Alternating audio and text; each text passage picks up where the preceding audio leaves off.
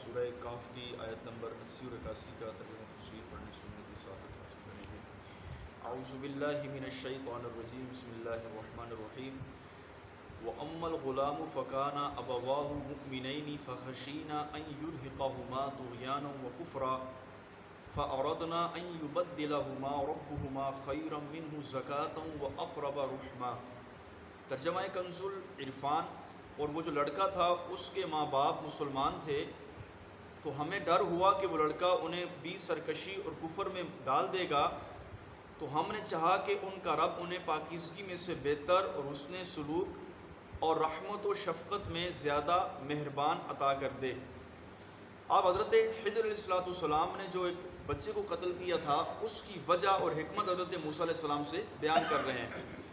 اس آیت اور اس کی بعد والی آیت کریمہ کا خلاصہ یہ ہے کہ اپنے دوسرے فعل کی حکمت بیان کرتے ہوئے حضرت خضر علیہ السلام نے فرمایا کہ وہ لڑکا جسے میں نے قتل کیا تھا اس کے ماں باپ مسلمان تھے، تو ہمیں ڈر ہوا کہ وہ لڑکا بڑا ہو کر انہیں بھی سرکشی اور کفر کے اندر مبتلا کر دے گا،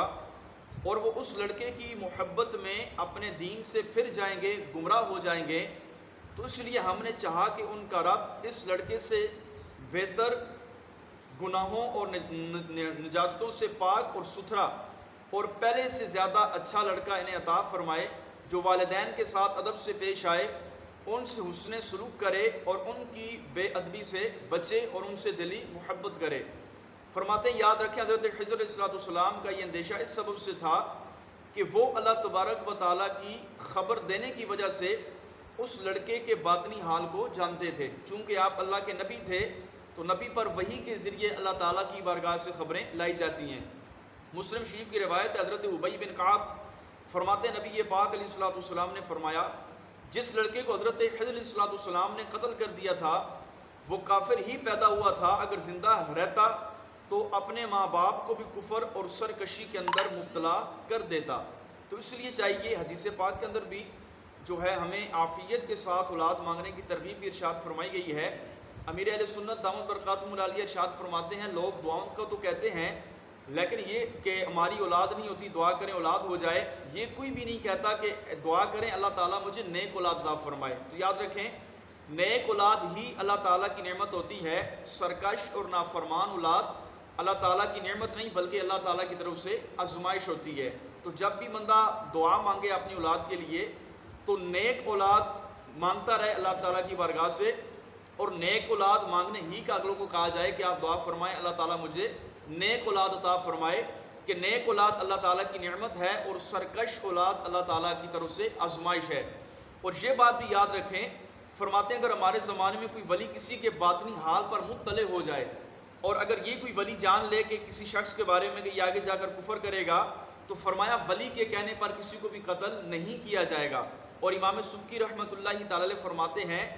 باطن کا حال جان کر بچے کو قتل کر دینا یہ حضرت خضر علیہ السلام کے ساتھ خاص ہے کہ آپ کو اللہ تعالیٰ کی بارگاہ سے اجازت تھی۔ اب اگر اس دور میں کوئی ولی کسی بچے پر مطلع ہو جائے تو ولی کے کہنے پر اس بچے کو قتل نہیں کیا جائے گا۔ آگے فرمایا خیر منہ زکاتا، پاکیزگی میں پہلے سے بہتر۔ مفسرین کرام کا قول یہ ہے کہ اللہ تعالیٰ نے انہیں اس بچے کے بدلے میں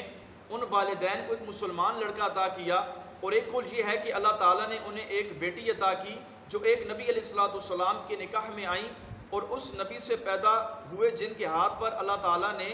ایک امت کو ہدایت عطا فرمائی۔ اور اسی طرح وصل فرماتے ہیں اس آیہ مبارکہ سے دو باتیں معلوم ہوئیں، بندے کو اللہ تبارک و تعالیٰ جل جلالہ کی قضا پر راضی رہنا چاہیے کہ اسی میں بہتری ہے۔ ایک مقام پر اللہ تعالیٰ اپنے بندے کو سمجھاتے ہوئے ارشاد فرماتا ہے وَعَسَىٰ أَن تَكْرَهُوا شَيْئًا وَهُوَ خَيْرٌ لَكُمْ، کہ ان قریب ہے کہ اے بندے تو کسی شے کو ناپسند کرے، وَهُوَ خَيْرٌ لَكُمْ، اور عند اللہ وہ تمہارے لیے بہتر ہو، وَعَسَىٰ أَن تُحِبُّوا شَيْئًا وَهُوَ شَرٌّ لَكُمْ، اور ان قریب کہ تم کسی چیز کو اپنے ذہن و گمان کے مطابق پسند کرتے رہو، وَهُوَ شَرٌّ لَكُمْ، اور وہ تمہارے رب کے نزدیک تمہارے لیے ناپسندیدہ ہو، وَاللَّهُ يَعْلَمُ وَأَنْتُمْ لَا تَعْلَمُونَ، فرمایا تمہارا رب جانتا ہے تم نہیں جانتے۔ تو اس لیے انسان کو چاہیے اللہ تعالیٰ کی طرف سے آنے والی آزمائشوں مصیبتوں پر صبر کرتا رہے، اللہ تعالیٰ کی رضا پر راضی رہے۔ اور بس اوقات اللہ تعالیٰ اپنے بندہ مومن کو کی محبوب اور پسندیدہ چیزوں میں سے کوئی چیز لے لیتا ہے، کیونکہ اس چیز میں بندے کا نقصان ہوتا ہے، وہ اس کے نقصان سے بندہ غافل ہوتا ہے۔ پھر اگر وہ صبر کرے، اللہ تعالیٰ کا شکر ادا کرے، تو اللہ تعالیٰ اپنے بندے کو اس سے بہتر چیز عطا فرما دیتا ہے، جس میں مومن بندے کا نفع ہوتا ہے، نقصان نہیں ہوتا۔ اور یہ اللہ تعالیٰ کا اپنے بندوں پر ایک بہت بڑا احسان ہے۔ اللہ تعالیٰ کی بارگاہ میں دعا ہے، اللہ تعالیٰ ہم سب کو ہر حال میں اپنی رضا پر راضی رہنے کی توفیق نصیب فرمائے۔ آمین بجاہ النبی الکریم صلی اللہ تعالیٰ علیہ وسلم۔